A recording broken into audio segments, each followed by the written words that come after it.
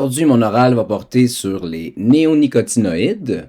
Donc, dans un premier temps, pourquoi j'ai choisi ce sujet-là?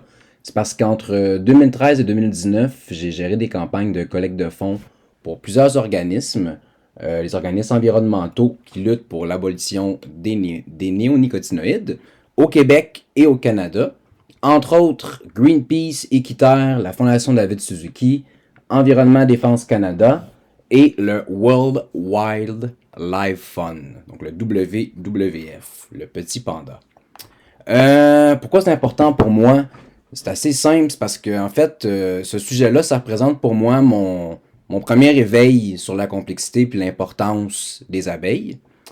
Donc les sujets abordés dans cet exposé, dans un premier temps, on va voir c'est quoi plus précisément les néonicotinoïdes. C'est quoi les types de néonicotinoïdes, à quoi elles servent, et ensuite, on va terminer par le combat pour l'abolition de celle-ci. Alors, on va commencer avec c'est quoi plus précisément les néonicotinoïdes. Donc, c'est des insecticides, qui sont d'ailleurs les plus vendus dans le monde, sont aussi appelés communément les néonics. Ils font partie d'un groupe de pesticides qui est très prisé en agriculture, surtout en monoculture, pour protéger les cultures de différents insectes nuisibles à la production. Les trois types maintenant de néonicotinoïdes. Donc le premier, ça s'appelle l'imidaclopride. Le deuxième s'appelle la clothianidine. Et le dernier s'appelle le thiaméthoxam. Le thiaméthoxam. Donc voilà. À quoi elles servent? Donc les néonics sont souvent utilisés sur les monocultures, plus précisément de maïs et de soja. C'est utilisé aussi sur certains légumes comme la pomme de terre, sur les fines herbes. Ils peuvent aussi servir de traitement des semences, du sol et des plantes. Puis ils sont aussi utilisés pour lutter contre les insectes qui s'introduisent dans les habitations, les puces présentes sur les animaux de compagnie et différentes espèces envahissantes d'insectes qui vont s'attaquer aux arbres. On va attaquer maintenant le combat pour l'abolition des néonics. Fait que déjà en partant, il faut savoir que l'Union européenne, en 2018, a interdit toute utilisation extérieure des trois principaux néonics après le rapport de l'Autorité européenne de sécurité des aliments qui a confirmé que les néonics constituent une très grave menace pour les abeilles domestiques et sauvages. Comme je viens de mentionner plus tôt, moi, entre 2013 et 2019, j'ai eu la chance de me battre aux côtés de plusieurs organismes environnementaux qui font continuellement pression sur le gouvernement canadien. Mes équipes et moi, on a réalisé des campagnes de sensibilisation et de collecte de fonds à Ottawa, à Toronto et à Montréal. On a touché, je connais pas le nombre exact, mais des milliers de gens avec ces campagnes-là. Même si je travaille plus dans ce domaine-là, que j'adore plus que tout, ces campagnes-là continuent puis persistent encore aujourd'hui parce qu'ils sont d'une importance quand même assez capitale dans cette lutte-là. Dans un premier temps, j'avais envie de parler de quelque chose que la Fondation David Suzuki a fait en 2018.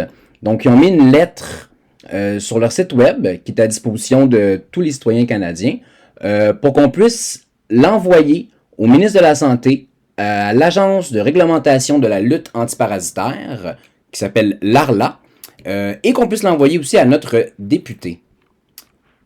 Par la suite, le 17 mai 2019, Équiterre, en collaboration avec plusieurs autres organismes, dont l'organisme Avaz, qui est vraiment très spécialisé en pétition, ils ont envoyé une lettre à notre merveilleux premier ministre Justin Trudeau, avec en pièce jointe plusieurs pétitions qui contiennent tous ensemble plus de 460 000 signatures canadiennes. Ce n'est pas rien. Par la suite, on a M.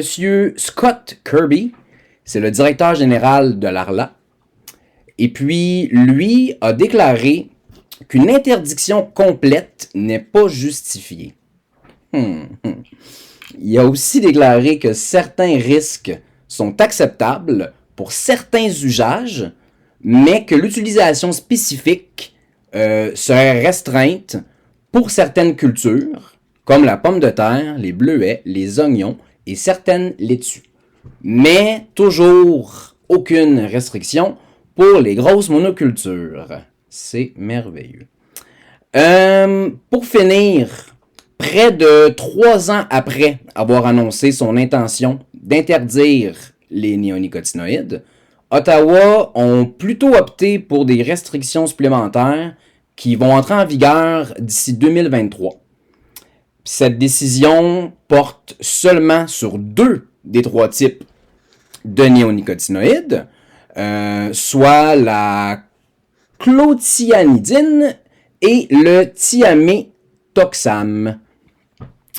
Donc, on a parlé dans cet exposé de c'est quoi précisément les néonicotinoïdes, les différents types de néonicotinoïdes, à quoi elles servent, puis surtout, on a focusé sur l'évolution du combat pour l'abolition de celle-ci. Maintenant, je dois avouer que d'avoir fait cet exposé, ça m'a frustré. Je trouve ça très très frustrant de constater que les restrictions qui seront finalement en vigueur sont largement insuffisantes, premièrement. Qu'elles ne concernent pas du tout les grosses monocultures de maïs et de soja, et que l'imidaclopride, donc le type de néonicotinoïde, qui ne sera pas du tout restreinte, cette molécule-là va toujours pouvoir être utilisée sans aucune restriction, ce qui est très fâchant.